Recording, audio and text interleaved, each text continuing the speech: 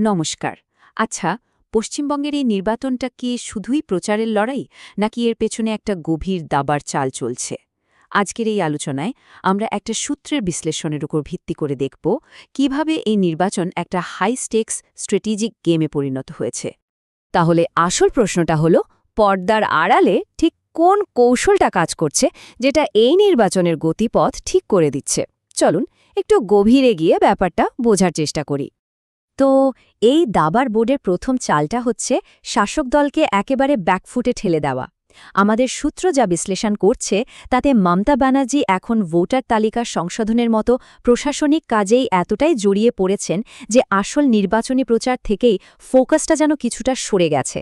আর এই পুরো প্রক্রিয়াটাকেই বলা হচ্ছে SIR, মানে সামারি রিভিশন। প্রথম স্তম্ভটা হলো একটা অভূতপূর্ব নিরাপত্তা ব্যবস্থা। দেখুন, এর লক্ষ্য কিন্তু শুধু ভোট সুরক্ষিত করা নয়। আসল উদ্দেশ্যটা হল ভোটারদের মনে ভরসা ফেরানো, আর ওই যে একটা ভয়ের বাতাবরণের কথা শোনা যায়, সেটাকে দূর করা, যেটা কিন্তু নির্বাচনের ফলাফলকে অনেকটাই প্রভাবিত করতে পারে। মানে এই পুরো বিশ্লেষণের কেন্দ্রবিন্দুতেই আছে একটা ধারণা, ভোটারদের মধ্যে ভয়।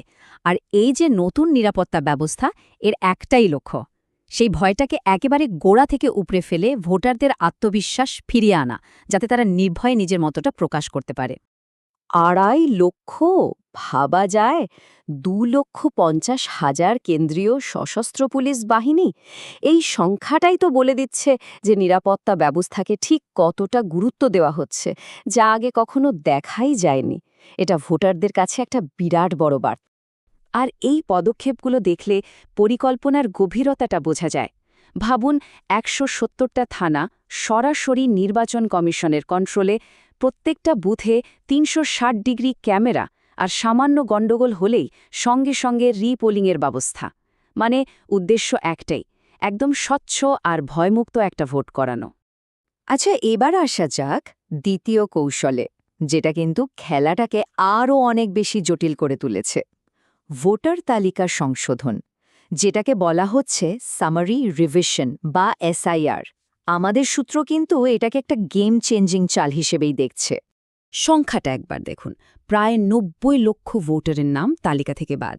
এটা কিন্তু একটা বিশাল সংখ্যা, আর এর পেছনেও একটা নির্দিষ্ট অঙ্ক কাজ করছে বলে মনে করা হচ্ছে। প্রথম ঝলকে এই চার্টটা দেখলে কি মনে হবে? মনে হবে যে হিন্দু ভোটারদের নামই তো বেশি বাদ পড়েছে, প্রায় 63%। কিন্তু আসল গল্পটা এই সংখ্যার আড়ালে লুকিয়ে আছে, আর তার একটা অন্যরকম ব্যাখ্যা দেওয়া হচ্ছে। এই তথ্যটা কিন্তু বেশ ইন্টারেস্টিং। বলা হচ্ছে যে হিন্দুদের নাম বাদ পড়েছে তাদের বেশিরভাগই হয় মারা গেছেন, নয়তো রাজ্য ছেড়ে চলে গেছেন। কিন্তু যে মুসলিমদের নাম বাদ পড়েছে তাদের অনেকের বিরুদ্ধেই নাকি ভুয়ো রেজিস্ট্রেশনের অভিযোগ। এর ফলে হচ্ছেটা কি? কম সংখ্যক মুসলিম নাম বাদ পড়ছ, সেটা নাকি সরাসরি টিএমসির ভোট ব্যাংকে একটা বড় ধাক্কা দিতে পারে। কারণ মনে করা হয় এই ভোটারদের একটা বড় অংশ ট্র্যাডিশনালি টিএমসিকেই সাপোর্ট করে। এর সঙ্গে যদি এই তথ্যটা মেলানো যায় যে বাংলার প্রায় 95টা আসনে জেতাহারার ব্যবধান 5,000 ভোটের চেয়েও কম, তাহলেই পুরো ছবিটা পরিষ্কার হয়ে যায়। মানে নির্দিষ্ট কিছু গোষ্ঠীর সামান্য ভোট এদিক ওদিক হলে এই আসনগুলোর রেজাল্ট কিন্তু পুরোপুরি পাল্টে যেতে পারে। এবার আসি তৃতীয় এবং হয়তো সবচেয়ে প্রভাবশালী কৌশলটার দিকে। বিজেপির ইশতেহার, আর তার মধ্যে ইউনিফর্ম সিভিল কোড বা ইউসিসিকে বলা হচ্ছে মাস্টার স্ট্রোক। মানে এটা একটা চেষ্টা যাতে পুরো নির্বাচনী আলোচনাটা রাজ্যের লোকাল ইস্যু থেকে সরে গিয়ে একটা জাতীয়তাবাদী বিতর্কের দিকে চলে যায়। আর এই ঘোষণাটা দেখুন, বিজেপি সরকার ক্ষমতায় আসার 6 মাসের মধ্যে বাংলায় ইউসিসি কার্যকর করবে। এটা কিন্তু শুধু একটা প্রতিশ্রুতি নয়, এটা ভোটারদের মধ্যে একটা খুব স্পষ্ট বার্তা পৌঁছে দিচ্ছে, যা ভোটের সিদ্ধান্তকে বিরাটভাবে প্রভাবিত করতে পারে। তো এই ইউনিফর্ম সিভিল কোড বা ইউসিসি জিনিসটা কি? খুব সহজ ভাষায় বললে, এটা এমন একটা প্রস্তাব যা দেশের সব নাগরিকের জন্য, সে যে ধর্মেরই হোক না কেন, একটাই পার্সোনাল আইন চালু করতে চায়। আর ঠিক এই কারণে এটা ভোটকে পোলারাইজ করার একটা শক্তিশালী অস্ত্র হয়ে উঠতে পারে। কারণ এটা ধর্ম আর ব্যক্তিগত আইনের মতো সংবেদনশীল বিষয়গুলোকে রাজনীতির একেবারে কেন্দ্রে নিয়ে আসছে।